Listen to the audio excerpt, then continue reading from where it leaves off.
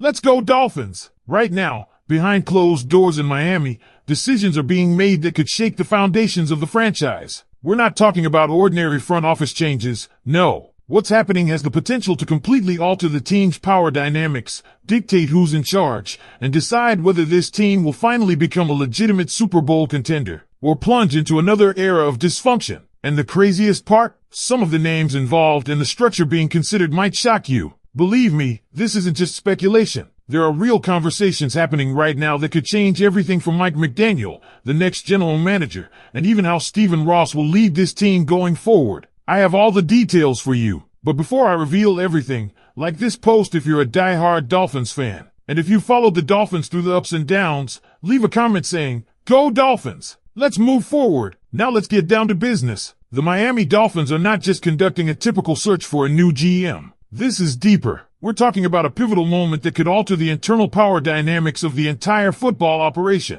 According to reports by Albert Breer, Stephen Ross, the team's owner, is evaluating options that go beyond just finding Chris Grier's replacement. In fact, Breer alludes to the potential emergence of a three-headed front office model, one that could involve Mike McDaniel, current salary cap chief Brandon Shore, and a general manager yet to be confirmed. The names on the radar? Champ Kelly, John Eric Sullivan from the Packers, and Josh Williams from the 49ers. But hold up. Before you get too comfortable thinking this might be a clean and efficient transition, let's dig a little deeper. Because Dolphins fans who remember the chaotic Jeff Ireland, Tony Sparano, Don Aponte era are probably already getting flashbacks. That kind of fragmented structure created confusion, backstabbing, and ultimately, failure. And guess what? If not handled with precision this time around, we could be on the edge of another messy power struggle. Let's talk about Champ Kelly first. A lot of fans believe he might be the safe choice. He's already on the inside, wearing the interim tag, and part of the team that led the Dolphins through the trade deadline.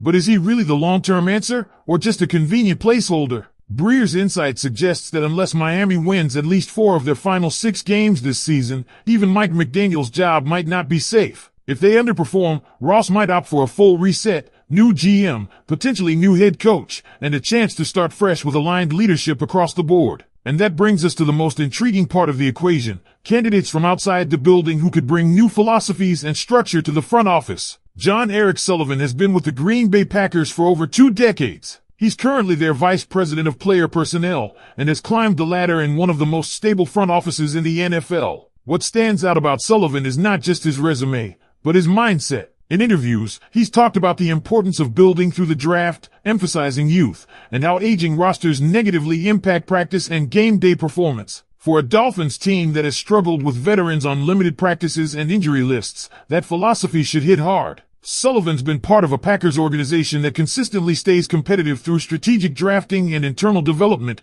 rarely overspending in free agency. Sound familiar? It should. Because that's exactly the model Miami needs if they want sustained success, not just one hot season. But here's the twist. Sullivan's never worked for another team. He's a Green Bay lifer, and that might raise concerns about how well he could adapt to a totally different culture like South Florida, where expectations, media pressure, and ownership dynamics are dramatically different. Now let's turn our attention to Josh Williams of the San Francisco 49ers. He's newer on the scene, but just as compelling. Williams is the current director of scouting and football operations for the 49ers. With a psychology degree from Columbia and previous experience as a financial analyst, this guy brings an intellectual edge to talent evaluation. He's risen through the ranks in a 49ers front office that's produced one of the league's most complete rosters. In 2024, he represented San Francisco in the NFL's General Manager Accelerator program, a strong sign the league views him as a future front office leader. Williams has his hands in everything from college and pro scouting to contract negotiations and player development. That makes him a perfect fit if Miami adopts the 3-pronged model. One guy for contracts, Shore, one for coaching, McDaniel, and one for scouting, Williams. But again, here's the concern. He's only recently been elevated to this higher level role. Is the sample size big enough to trust him with the keys to the Dolphins' future? There's also the bigger risk in all of this. What if you hire a top candidate like Sullivan or Williams,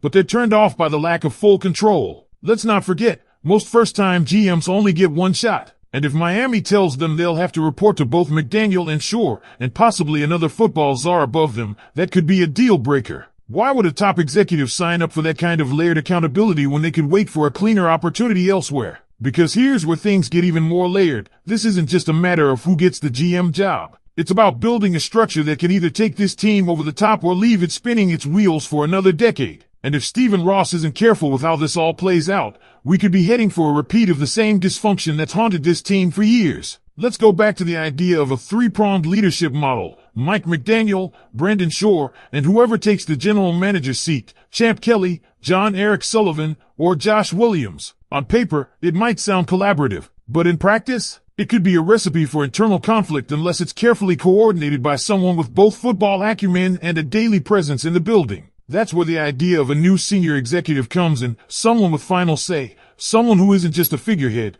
but a respected authority in football operations. Think back to the Bill Parcells era. Say what you want, but at least there was a defined top-down structure. Without that person, every disagreement turns into a game of telephone with the owner. If things go south, who's at fault? The coach? The GM? The cap guy? Suddenly everyone is pointing fingers. And the last thing this franchise needs is another round of internal politicking instead of focusing on beating opponents on Sundays. History already taught us this with Jeff Ireland, Tony Sperano, and Don Aponte. Are we really ready to go back down that road? Let's not pretend this structure can't work. With the right people, anything is possible. But that's a big if. And as much as we might like Champ Kelly, we've yet to see whether he's got the presence to truly lead and unify. And if McDaniel, Kelly, and Shore each report directly to Stephen Ross, what happens when the team hits adversity? What happens when they lose a couple games they shouldn't? That's when the real tests begin. Now compare that to the alternative, starting fresh. Bringing in a true GM with full authority to build his vision.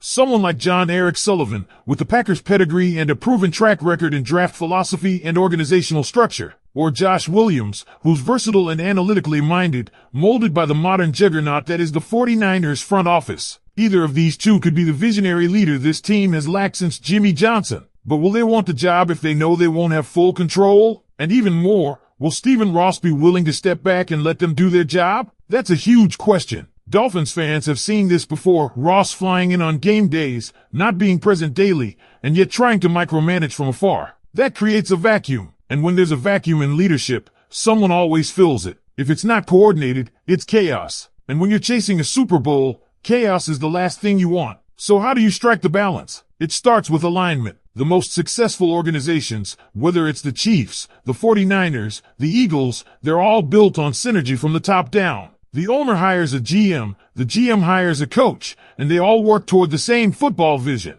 No mismatched timelines. No inherited head coaches from failed regimes. That's not what Miami's done in recent years, and it shows. McDaniel's done some good things. Let's not take that away from him. But if the team falters down the stretch, if they go 2-4 instead of 4-2 or better to finish the season, that might be all the reason Ross needs to make a clean break. And honestly, that might be the best path forward. Because half measures rarely work in the NFL. You can't keep patching over foundational problems with hope and duct tape. And even if you do stick with McDaniel, you still need someone at the top, above McDaniel, Shore, and whoever is GM, to unify the vision and be accountable. Whether that's a vice president of football operations or a seasoned executive